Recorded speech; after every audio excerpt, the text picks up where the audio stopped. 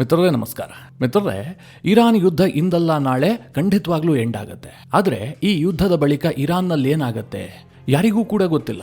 Regime change ಆಗಬಹುದು, ಆಗದೇನೂ ಇರಬಹುದು. ಮಜ್ತಾಬಾ ಕಮೀನಿ ಅಧಿಕಾರದಲ್ಲಿ ಮುಂದುವರಿಬಹುದು, ಅಥವಾ ಸೇನೆ ಅಧಿಕಾರವನ್ನು ಟೇಕ್ ಓವರ್ ಮಾಡಬಹುದು. ಏನೂ ಹೇಳೋದಕ್ಕೆ ಸಾಧ್ಯ ಇಲ್ಲ. ಅಂತಹದೊಂದು ಅನಿಶ್ಚಿತ ಪರಿಸ್ಥಿತಿ ಇರಾನ್ನಲ್ಲಿ ನಿರ್ಮಾಣ ಆಗ್ತಾ ಇದೆ. ಆದರೆ ವಿಷಯ ಏನು ಗೊತ್ತಾ, ಇರಾನ್ನಲ್ಲಿ ಯಾವ ಮಟ್ಟಿನ ಅನಿಶ್ಚಿತತೆ ಇದೆಯೋ ಅದಕ್ಕಿಂತಲೂ ದೊಡ್ಡ ಪ್ರಮಾಣದಲ್ಲಿ ಅನಿಶ್ಚಿತತೆ ಯುರೋಪ್ನಲ್ಲಿದೆ. ಯಾಕೆ ಕೇಳಿದ್ರೆ, ಈ ಯುದ್ಧ ಎಂಡ್ ಆದ ಬಳಿಕ ಯುರೋಪ್ನಲ್ಲಿ ನ್ಯಾಟೋ ಉಳಿಯುತ್ತಾ ಇಲ್ವಾ? ಅಮೆರಿಕ ನ್ಯಾಟೋವನ್ನು ಮುಗಿಸಿಬಿಡುತ್ತಾ? ಟ್ರಂಪ್ ಅವರ ಸಿಟ್ಟು ನ್ಯಾಟೋ ಕಡೆಗೆ ತಿರುಗುತ್ತಾ? ಈ ಎಲ್ಲ ಪ್ರಶ್ನೆಗಳು ಯುರೋಪ್ನ ರಾಷ್ಟ್ರಗಳಿಗೆ ಬಂದಿದ್ದಾವೆ. ಕೇವಲ ಯುರೋಪ್ ಮಾತ್ರ ಅಲ್ಲ, ಇವತ್ತು ವಿಶ್ವದ ಎಲ್ಲ ಮಾಧ್ಯಮಗಳು ಕೂಡ ಇದರ ಬಗ್ಗೆ ಚರ್ಚೆ ಶುರು ಮಾಡಿದವೆ. ಗ್ರೀನ್ಲ್ಯಾಂಡ್ ವಿಚಾರದಲ್ಲಿ ಟ್ರಂಪ್ ಒಂದು ಹೆಜ್ಜೆ ಮುಂದಿಟ್ಟಂತಹ ಸಂದರ್ಭದಲ್ಲೇ ನ್ಯಾಟೋ ಒಡೆದು ಹೋಗ್ಬಿಡುತ್ತೆ ಎನ್ನುವಂತಹ ಚರ್ಚೆಗಳಿದ್ವು.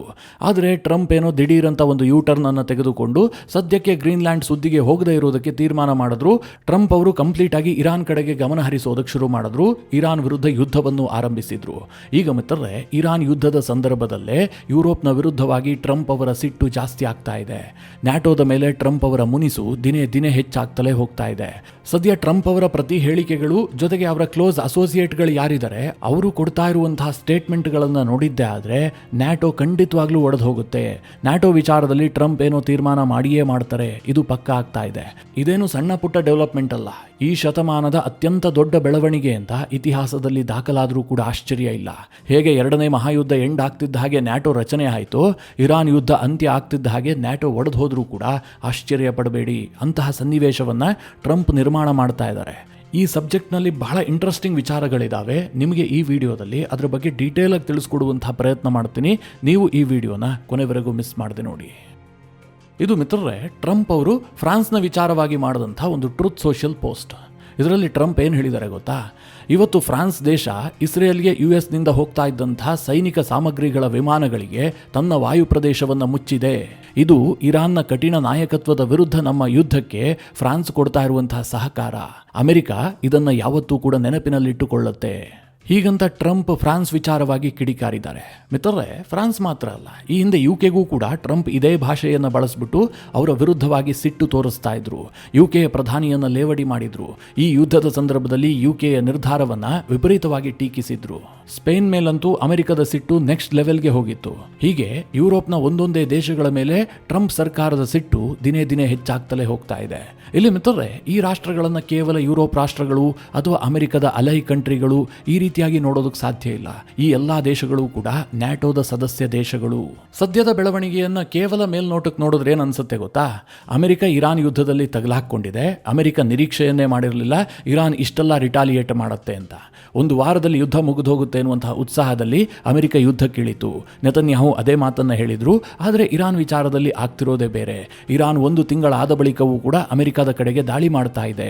ಅಮೆರಿಕದ ಅಲೈ ಕಂಟ್ರಿಗಳಾದಂತಹ GCC ದೇಶಗಳ ಮೇಲೆ ನಿರಂತರವಾಗಿ ದಾಳಿ ಮಾಡುವಂತಹ ಸಾಮರ್ಥ್ಯವನ್ನು ಇರಾನ್ ಈಗಲೂ ಕೂಡ ಉಳಿಸ್ಕೊಂಡಿದೆ.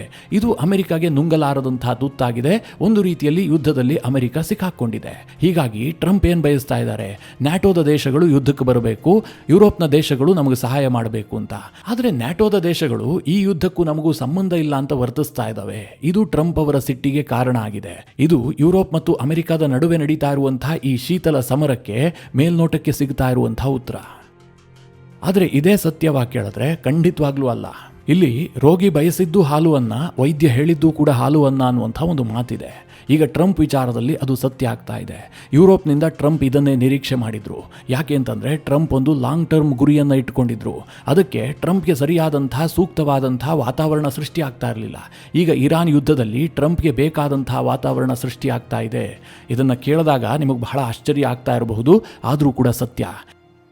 ಮಿತ್ರರೇ, ನಿಮಗೆಲ್ಲ ನೆನಪಿರಬಹುದು, ಟ್ರಂಪ್ ಎರಡನೇ ಬಾರಿಗೆ ಅಧಿಕಾರಕ್ಕೆ ಬಂದ್ರಲ್ಲ, ಆ ಸಂದರ್ಭದಲ್ಲಿ ಇಡೀ ಯುರೋಪ್ನಲ್ಲಿ ಒಂದು ತಳಮಳ ಸೃಷ್ಟಿಯಾಗಿತ್ತು. ಟ್ರಂಪ್ ಗೆಲ್ತಾ ಇದ್ದಾರೆ ಅಂತ ಗೊತ್ತಾಗ್ತಿದ್ದ ಹಾಗೆ ಯುರೋಪ್ನವರು ನಿದ್ದೆಯನ್ನೇ ಮಾಡಿರಲಿಲ್ಲ.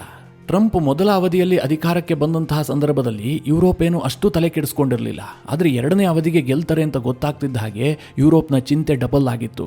ಇದಕ್ಕೆ ಕಾರಣ ಏನು ಅಂತಂದ್ರೆ, ಯುರೋಪ್ ಅದಾಗಲೇ ಯುದ್ಧದಲ್ಲಿ ಭಾಗಿಯಾಗಿತ್ತು. ರಷ್ಯಾ ಉಕ್ರೇನ್ ಮೇಲೆ ದಾಳಿ ಮಾಡಿತ್ತು. ಇಡೀ ಯುರೋಪ್ ಆ ಯುದ್ಧವನ್ನು ಪರೋಕ್ಷವಾಗಿ ಎದುರಿಸ್ತಾ ಇತ್ತು. ಹೀಗಾಗಿ ಟ್ರಂಪ್ ಗೆಲ್ತಾರೆ ಅಂತ ಗೊತ್ತಾಗ್ತಿದ್ದ ಹಾಗೆ ಯುರೋಪ್ಗೆ ಏನ್ ತಲೆಬಿಸಿ ಆಯ್ತು ಗೊತ್ತಾ? ಈ ಯುದ್ಧದ ದಿಕ್ಕನ್ನ ಟ್ರಂಪ್ ಬದಲಾಯಿಸ್ತಾರೆ. ಟ್ರಂಪ್ ಬಂದಿದ್ದೇ ಆದ್ರೆ ಇಡೀ ಯುರೋಪ್ಗೆ ಹಿನ್ನಡೆ ಆಗಬಹುದು, ರಷ್ಯಾದ ಕೈ ಮೇಲಾಗಬಹುದು. ಈ ಅನುಮಾನ ಯುರೋಪ್ಗೆ ಕಾಡೋದಕ್ಕೆ ಶುರುವಾಗತ್ತೆ. ಯಾಕೆ ಯುರೋಪ್ಗೆ ಹಾಗೆ ಅನಿಸಿತ್ತು ಕೇಳಿದ್ರೆ, ಈ ಟ್ರಂಪ್ ಅವರ ನಿಲುವು ಇದೆಯಲ್ಲ, ಇದು ನ್ಯಾಟೋದ ಪರವಾಗಿರಲಿಲ್ಲ. ಟ್ರಂಪ್ ಈ ಹಿಂದಿನಿಂದಲೂ ಕೂಡ ಅಮೆರಿಕ ನ್ಯಾಟೋದಲ್ಲಿರಬಾರ್ದು, ನ್ಯಾಟೋ ಅಮೆರಿಕದ ಫೇವರ್ ಆಗಿರೋದಲ್ಲ, ನ್ಯಾಟೋ ಇರುವಂತಹದ್ದು ಯುರೋಪ್ನ ಹಿತಕ್ಕೋಸ್ಕರವಾಗಿ, ಅದರಲ್ಲಿ ಅಮೆರಿಕದ ಹಿತ ಬಿಗ್ ಝೀರೋ ಅಂತ ವಾದ ಮಾಡ್ತಾ ಇದ್ರು. ಹೀಗಾಗಿ ಈಗೇನಾದ್ರೂ ಟ್ರಂಪ್ ಅಧಿಕಾರಕ್ಕೆ ಬಂದಿದ್ದೆ ಆದ್ರೆ ನ್ಯಾಟೋವನ್ನ ವೀಕ್ ಮಾಡ್ತಾರೆ. ವೀಕ್ ನ್ಯಾಟೋ ರಷ್ಯಾದೆದುರು ನಿಲ್ಲೋದಕ್ಕೆ ಸಾಧ್ಯ ಇಲ್ಲ. ಯುದ್ಧದಂತಹ ಸಂದರ್ಭದಲ್ಲಿ ಇದು ಯುರೋಪ್ಗೆ ಬಹಳ ಮಾರಕವಾಗುತ್ತೆ ಅಂತ ಯುರೋಪ್ನ ರಾಷ್ಟ್ರಗಳು ತತ್ತರಿಸಿ ಹೋಗ್ಬಿಟ್ಟಿದ್ವು. ಆದರೆ ಟ್ರಂಪ್ಗೆ ಉದ್ದೇಶ ಇದ್ದಿದ್ದೇನೋ ನಿಜ, ನ್ಯಾಟೋದಿಂದ ಅಮೆರಿಕವನ್ನ ಹೊರಗೆ ತರಬೇಕು ಅಂತ. ಆದರೆ ಅದಷ್ಟು ಈಸಿ ಆಗಿರಲಿಲ್ಲ. ಯಾಕೆ ಗೊತ್ತಾ? ಈ ನ್ಯಾಟೋ ಬಗ್ಗೆ ಯುರೋಪಿಯನ್ನರಿಗೆ ಮಾತ್ರ ಬಹಳ ಒಳ್ಳೆಯ ಅಭಿಪ್ರಾಯ ಇದೆ, ನ್ಯಾಟೋದಿಂದ ನಮ್ಮ ರಕ್ಷಣೆ ಆಗ್ತಾ ಇದೆ ಅಂತ ಅವರು ಮಾತ್ರ ನ್ಯಾಟೋದ ಬಗ್ಗೆ ಹೆಮ್ಮೆಯನ್ನು ವ್ಯಕ್ತಪಡಿಸ್ತಾರೆ ಅಂತ ಏನಲ್ಲ. ಅಮೆರಿಕದವರಿಗೂ ಕೂಡ ನ್ಯಾಟೋದ ಬಗ್ಗೆ ಬಹಳ ಒಲವಿದೆ. ಅಮೆರಿಕದ ಜನ ಹೇಳ್ತಾರೆ, ನ್ಯಾಟೋದಿಂದಾಗಿ ಅಮೆರಿಕದ ಹಿರಿಯಣ್ಣನ ಪಟ್ಟ ಉಳಿದಿದೆ, ನ್ಯಾಟೋ ನಮಗೆ ಬಹಳ ಶಕ್ತಿ ಕೊಟ್ಟಿದೆ ಅಂತ ಅಮೆರಿಕದಲ್ಲಿ ಬಹುಜನ ನಂಬುತ್ತಾರೆ. ಹೀಗಾಗಿ ಟ್ರಂಪ್ ಏನಾದರೂ ನ್ಯಾಟೋದಿಂದ ಏಕಾಏಕಿಯಾಗಿ ಹೊರಗೆ ಬರೋದಕ್ಕೆ ತೀರ್ಮಾನ ಮಾಡಿದ್ದೇ ಆದರೆ ಅದು ಟ್ರಂಪ್ಗೆ ಬ್ಯಾಕ್ ಫೈರ್ ಆಗ್ತಾ ಇತ್ತು.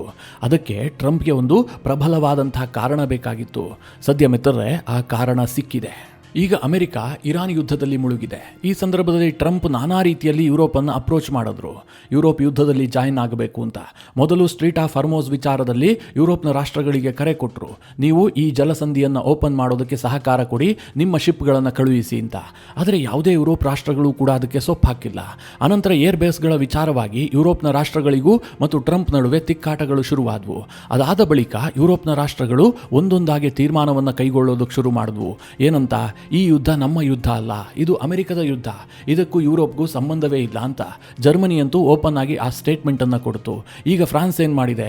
ಅಮೆರಿಕ ಇಸ್ರೇಲ್ಗೆ ತನ್ನ ಶಸ್ತ್ರಾಸ್ತ್ರವನ್ನು ಸಾಗಿಸುತ್ತಲ್ಲ, ಅಂತಹ ವಿಮಾನಗಳಿಗೆ ತನ್ನ ಏರ್ ಸ್ಪೇಸ್ ನಲ್ಲಿ ಜಾಗ ಇಲ್ಲ, ಅವರು ಫ್ರಾನ್ಸ್ನ ಏರ್ ಸ್ಪೇಸ್ ಅನ್ನು ಬಳಸಿಕೊಂಡು ಹಾದು ಹೋಗುವ ಹಾಗಿಲ್ಲ ಅಂತ ಅವರು ಆರ್ಡರ್ ಮಾಡಿದ್ದಾರೆ. ಇಟಲಿಯೂ ಕೂಡ ಇಂತಹದೇ ತೀರ್ಮಾನವನ್ನು ಕೈಗೊಳ್ತಾ ಇದೆ. ತನ್ನ ಏರ್ ಬೇಸ್ ಅನ್ನು ಬಳಸಿಕೊಳ್ಳೋದಕ್ಕೆ ಇಟಲಿಯೂ ಕೂಡ ಅವಕಾಶವನ್ನು ಕೊಡ್ತಾ ಇಲ್ಲ. ನಿಮಗೆ ನೆನಪಿರಲಿ, ಇಟಲಿಯ ಪ್ರಧಾನಿ ಜಾರ್ಜಿಯಾ ಮೆಲೋನಿ ಟ್ರಂಪ್ ಅವರಿಗೆ ಬಹಳ ಆಪ್ತ ನಾಯಕಿ, ರೈಟ್ ವಿಂಗ್ ಲೀಡರ್ ಕೂಡ ಹೌದು. ಇನ್ನೊಂದು ಕಡೆಯಲ್ಲಿ ಸ್ಪೇನ್ ಇದೆಲ್ಲದಕ್ಕಿಂತ ಮುಂಚಿತವಾಗಿ ನಿರ್ಧಾರವನ್ನು ಕೈಗೊಂಡಿತ್ತು, ಅಮೆರಿಕಾಗೆ ತನ್ನ ಏರ್ ಸ್ಪೇಸ್ ಅನ್ನು ಬಂದ್ ಮಾಡಿತ್ತು. ಇದು ಟ್ರಂಪ್ ಮತ್ತು ಅವರ ಆಪ್ತರಿಗೆ ಬಯಸದೆ ಲಡ್ಡು ಬಂದು ಬಾಯಿಗೆ ಬಿದ್ದ ಹಾಗಾಗಿದೆ. ಅವರು ಇಷ್ಟು ದಿನ ವಾದ ಮಾಡ್ತಾ ಇದ್ರಲ್ಲ, ಈ ನ್ಯಾಟೋ ನಮ್ಮ ಪರವಾಗಿರೋದಲ್ಲ, ಇದು ಯುರೋಪ್ನ ಹಿತಕ್ಕೋಸ್ಕರವಾಗಿ ಇರೋದು ಅಂತ. ಅದಕ್ಕೆ ಬಲ ಬಂದಿದೆ. ಅಮೆರಿಕನ್ನರು ನಂಬುತ್ತಾರೆ, ಈ ಯುದ್ಧ ಮುಗಿತಿದ್ದ ಹಾಗೆ ಟ್ರಂಪ್ ನ್ಯಾಟೋದ ವಿಚಾರದಲ್ಲಿ ಒಂದು ದೊಡ್ಡ ತೀರ್ಮಾನವನ್ನು ಕೈಗೊಳ್ತಾರೆ. ಒಂದು ನ್ಯಾಟೋವನ್ನು ಡಮ್ಮಿ ಮಾಡಬಹುದು. ಈಗ ಕ್ವಾಡ್ ಇದೆಯಲ್ಲ, ಕೇವಲ ಒಂದಷ್ಟು ಮೀಟಿಂಗ್ಗಳಿಗೆ ಸೀಮಿತವಾದಂತಹ ಕೂಟ, ಹಾಗೆ ಡಮ್ಮಿನೂ ಮಾಡಬಹುದು ಅಥವಾ ಅಮೆರಿಕ ಅದರಿಂದ ಹೊರಗೂ ಬರಬಹುದು. ಹಾಗೇನಾದರೂ ಆಗಿದ್ದೇ ಆದರೆ ಅದು ಈ ಶತಮಾನದ ಬಹಳ ದೊಡ್ಡ ಈವೆಂಟ್. ಇಡೀ ಜಿಯೋಪೊಲಿಟಿಕ್ಸ್ನ ಚಿತ್ರಣವೇ ಬದಲಾಗುತ್ತೆ, ಅದರಲ್ಲಿ ಏನೂ ಕೂಡ ಡೌಟ್ ಇಲ್ಲ.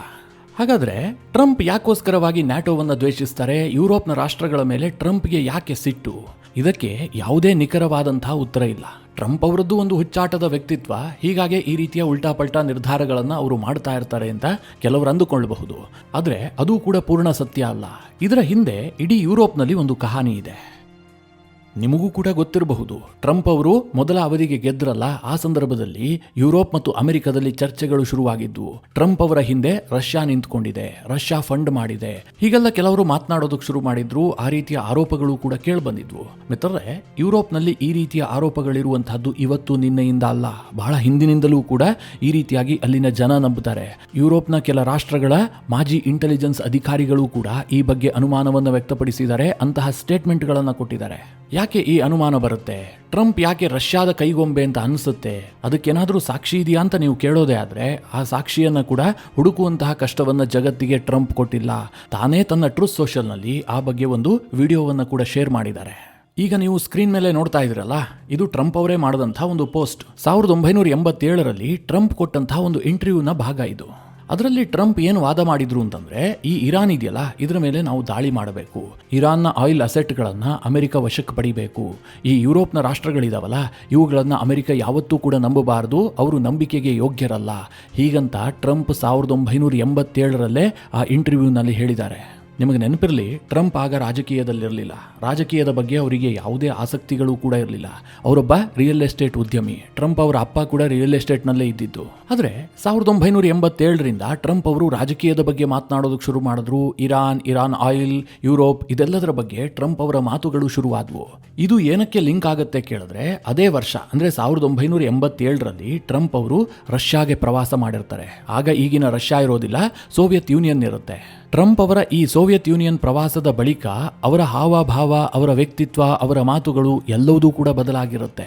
ರಾಜಕೀಯದ ಕುರಿತಾದಂತಹ ಸ್ಟೇಟ್ಮೆಂಟ್ಗಳನ್ನು ಟ್ರಂಪ್ ಕೊಡೋದಕ್ಕೆ ಶುರು ಮಾಡ್ತಾರೆ. ಹಾಗೆ ನೋಡೋಕೆ ಹೋದ್ರೆ ಮಿತ್ರರೇ, 1987ರಲ್ಲಿ ಅಮೆರಿಕ ಮತ್ತು ಈ ಸೋವಿಯತ್ ಯೂನಿಯನ್ ನಡುವೆ ಕೋಲ್ಡ್ ವಾರ್ ನಡೀತಾ ಇತ್ತಲ್ಲ, ಅದು ಪೀಕ್ನಲ್ಲಿತ್ತು. ಆಗ ಟ್ರಂಪ್ ಅವರು ಸೀಕ್ರೆಟ್ ಆಗಿ ಸೋವಿಯತ್ ಯೂನಿಯನ್ಗೆ ಪ್ರವಾಸ ಕೈಗೊಂಡಿದ್ದು.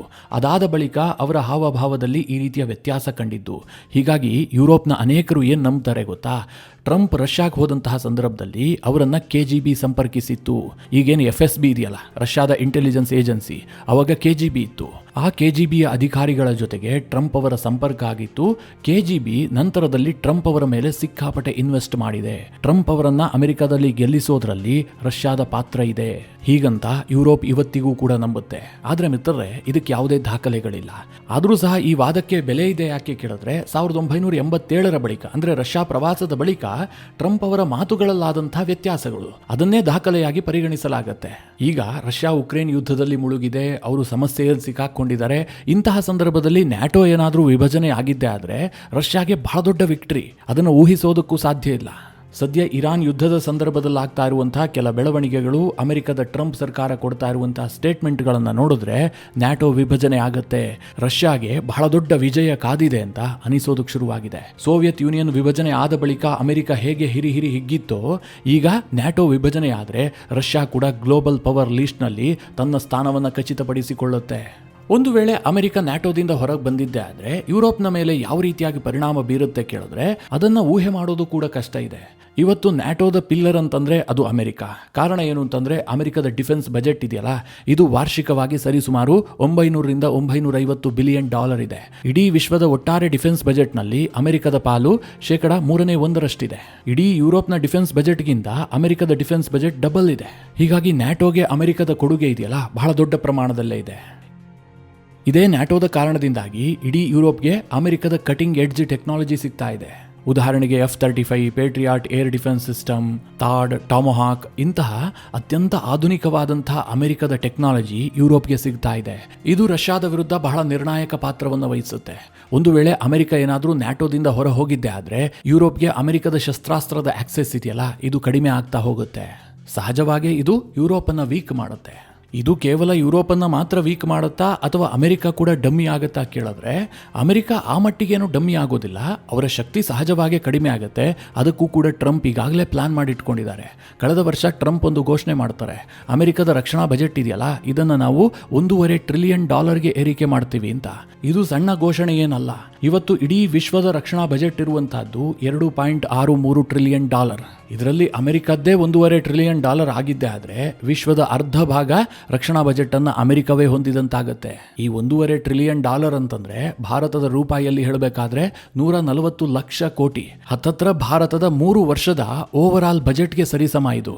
ಅಂದ್ರೆ ನ್ಯಾಟೋದಿಂದ ಹೊರಗೆ ಬಂದರೂ ಕೂಡ ಅಮೆರಿಕದ ಹಿತಕ್ಕೋಸ್ಕರವಾಗಿ ಅವರು ಪ್ಲಾನ್ ಅನ್ನು ರೆಡಿ ಇಟ್ಕೊಂಡಿದ್ದಾರೆ. ಯುರೋಪ್ ಏನಪ್ಪಾ ಇದೆ ಪ್ಲಾನ್ ಅಂತ ಕೇಳಿದ್ರೆ, ಈ ಫ್ರಾನ್ಸ್, UK, ಜರ್ಮನಿ ಈ ರಾಷ್ಟ್ರಗಳೇ ಇಡೀ ಯುರೋಪ್ನ ರಕ್ಷಣೆಯ ಹೊಣೆಯನ್ನು ಹೊತ್ಕೊಳ್ಬೇಕು. ಆದರೆ ರಷ್ಯಾದ ವಿರುದ್ಧ ಅದು ಎಷ್ಟರ ಮಟ್ಟಿಗೆ ಪರಿಣಾಮಕಾರಿ ಅಂತ ಈವರೆಗೂ ಕೂಡ ಹೇಳೋದಕ್ಕೆ ಸಾಧ್ಯ ಇಲ್ಲ. ಸದ್ಯ ಟ್ರಂಪ್ ಕೇವಲ ನ್ಯಾಟೋದ ಮೂಲಕವಾಗಿ ಮಾತ್ರ ಯುರೋಪ್ಗೆ ಬರೆ ಎಳೆಯೋದಕ್ಕೆ ಸಿದ್ಧತೆ ಮಾಡಿಕೊಂಡಿರೋದಲ್ಲ, ಇಡೀ ವಿಶ್ವಕ್ಕೆ ಒಂದು ಸಮಸ್ಯೆಯನ್ನು ಹುಟ್ಟುಹಾಕಿ ಈ ಇರಾನ್ ಯುದ್ಧವನ್ನು ಎಂಡ್ ಮಾಡೋದಕ್ಕೆ ಟ್ರಂಪ್ ಸಿದ್ಧತೆಯನ್ನು ಮಾಡಿಕೊಂಡಿದ್ದಾರೆ. ನಿಮಗೆಲ್ಲ ಗೊತ್ತಿರಬಹುದು, ನಿನ್ನೆ ಕೂಡ ನಾನು ವಿಡಿಯೋದಲ್ಲಿ ತಿಳಿಸಿದ್ದೆ, ಅಮೆರಿಕದಿಂದ ರಿಪೋರ್ಟ್ಗಳು ಏನು ಬರ್ತಾ ಇದ್ದಾವೆ, ಟ್ರಂಪ್ ಈ ಹರ್ಮೋಸ್ ಜಲಸಂಧಿಯ ವಿವಾದ ಇತ್ಯರ್ಥ ಆಗೋದಕ್ಕೆ ಮುಂಚಿತವಾಗಿಯೇ ಯುದ್ಧವನ್ನು ನಿಲ್ಲಿಸಬಹುದು, ಅದನ್ನು ಆನಂತರದಲ್ಲಿ ಮಿತ್ರ ರಾಷ್ಟ್ರಗಳು ನೋಡಿಕೊಳ್ಳಲಿ ಅಂತ ಟ್ರಂಪ್ ಬಿಟ್ಟು ಬಿಡಬಹುದು. ಆ ರೀತಿಯ ಲೆಕ್ಕಾಚಾರ ಕೂಡ ಟ್ರಂಪ್ ತಲೆಯಲ್ಲಿದೆ ಅಂತ ಅಮೆರಿಕದ ಪತ್ರಿಕೆಗಳು ವರದಿ ಮಾಡಿದ್ವು. ಇದರ ಉದ್ದೇಶ ಏನು ಗೊತ್ತಾ, ಇವತ್ತು ಹರ್ಮೋಸ್ ಜಲಸಂಧಿ ಇದೆಯಲ್ಲ, ಇದು ಅತ್ಯಂತ ಇಂಪಾರ್ಟೆಂಟ್ ಆಗಿರುವಂತಹದ್ದು ಯುರೋಪ್ನ ರಾಷ್ಟ್ರಗಳಿಗೆ ಮತ್ತು ಏಷ್ಯಾದ ರಾಷ್ಟ್ರಗಳಿಗೆ. ಏಷ್ಯಾದ ರಾಷ್ಟ್ರಗಳು ಸಹಜವಾಗಿ ಇರಾನ್ ಜೊತೆಗೆ ಉತ್ತಮ ಸಂಬಂಧವನ್ನು ಹೊಂದಿದ್ದಾವೆ. ಅವರೇನೋ ಅವರ ಡೀಲನ್ನು ಮಾಡ್ಕೊಳ್ತಾರೆ. ಆದರೆ ಯುರೋಪ್ನ ರಾಷ್ಟ್ರಗಳಿಗೆ ಈ ಹರ್ಮೋಸ್ ಜಲಸಂಧಿ ಇರಾನ್ ಬಳಿಯಲ್ಲಿ ಇದ್ದಿದ್ದೇ ಆದರೆ ಅದು ದೊಡ್ಡ ಸಮಸ್ಯೆಯನ್ನು ತಂದಿಡುತ್ತೆ. ಅವರಿಗೆ ಇರಾನ್ ಅಡ್ಡಿ ಉಂಟು ಮಾಡುತ್ತೆ.